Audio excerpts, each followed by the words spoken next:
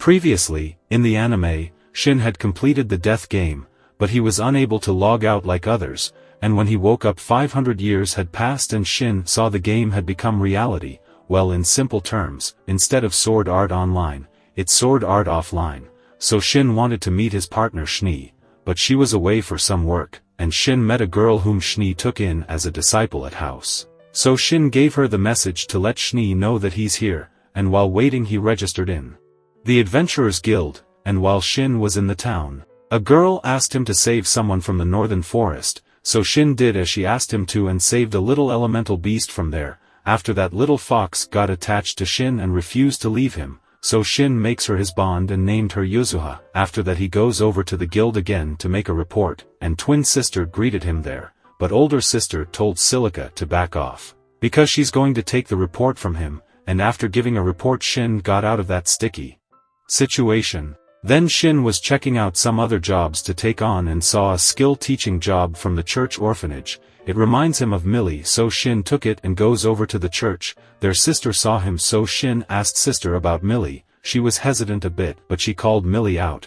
and seeing her so close to Shin she understood he's not a bad person. Anyways, about this request, Tria wants a skill holder who could teach a specific skill called Purify. Tria knows that it's too difficult, but Shin knows that and would fulfill the job, but learning the skill depends on them, and in return, he just wants to know about Millie's powers. Millie said Shin is trustworthy, and only then Tria revealed that Millie can see the future and she's never been wrong, so an adventurer is helping them in keeping it a secret, and Shin guessed it must be Wellham. Now that was enough, and Shin was ready to teach her the skill, but Tria stated that he wants her to teach the granddaughter of the previous priest, not her, because that would make things easier. So while she went out to call the girl, Shin was waiting in the courtyard. There, a girl approached Shin because she was concerned about the orphanage being taken down. She heard some other sister talking that in the absence of the priest, a new one has to be appointed, and that new one wants to get rid of the orphanage for money, and none of the kids likes him. That was enough to give the detailed info about him, but Millie said Shin will save them, and sometime later, the previous priest's granddaughter Lashia comes there to learn the skill, but Shin asked the location where high-level undead appears. Tria said that would be Ghost Plains, and their Wellham comes in and saw that they had revealed everything to Shin. So Millie said she confirmed it first, and Wellham understood that she must have saw something and that is why they trusted Shin, but still he warned the guy and Tria apologized because Wilhelm is short-tempered. Anyways, in order to acquire Purify skill Lashia has to kill 200 undead over level 150 while holding Prayer Orb. Orb is with Shin, so Lashia just has to deal the final blow to all undead whom Shin will weaken. So Wilhelm decided to join in, and they just got to the Ghost Plains and started their job, but the undead beyond a certain point were stronger. So a barrier was made to keep them at bay. Luckily Wilhelm could get past it, but on the other side, Queen Rion defeated a skull face with the blade that came flying into her room, but another of her group were having trouble dealing with their opponent. So Shni saved them all and defeated the skull-face Jack all alone.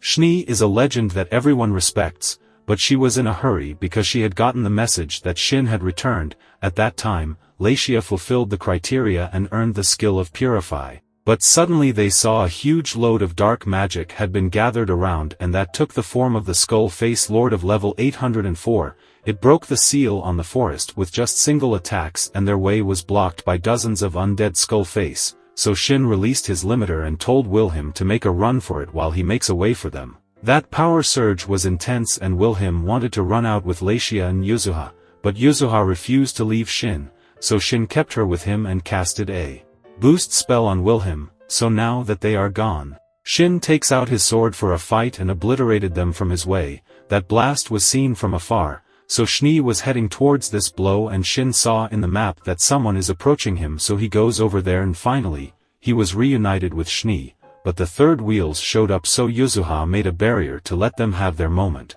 After all, they were reunited after 500 years. And Shni was extremely happy to see Shin again, that she didn't let him go until he said, "I'm back."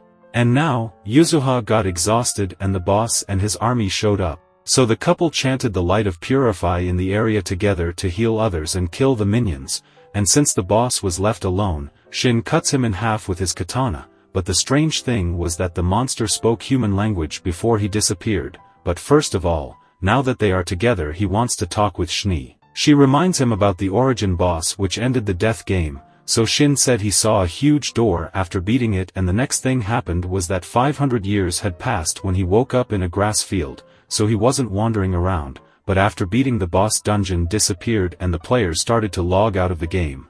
But Shni and the other supporting character of Shin never vanished. So they decided to look for him and parted ways, but Shni returned to Moon Sanctum to wait for Shin here and kept it open. Then Shin asked her not to call him master, because if a legendary person like her called him master, it would become a big issue, so Shin wants to avoid that kind of attention and asked her to call him by his name. So, with a shy tone, Shni called him by his name.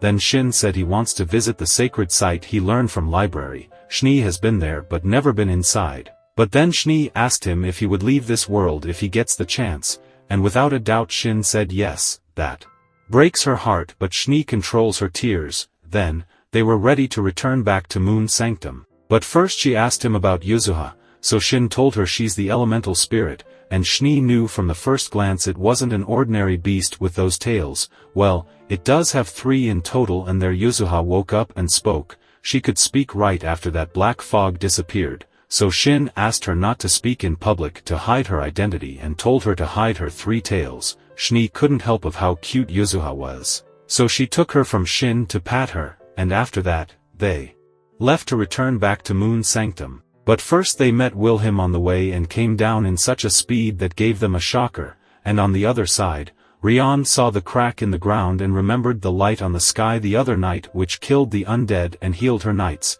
and there her knight showed her the sword he found with a falcon mark below, and with just a simple move, it could split the ground even in such bad condition. So Knight says he knew someone who could make such powerful weapons because he was a high-ranking human.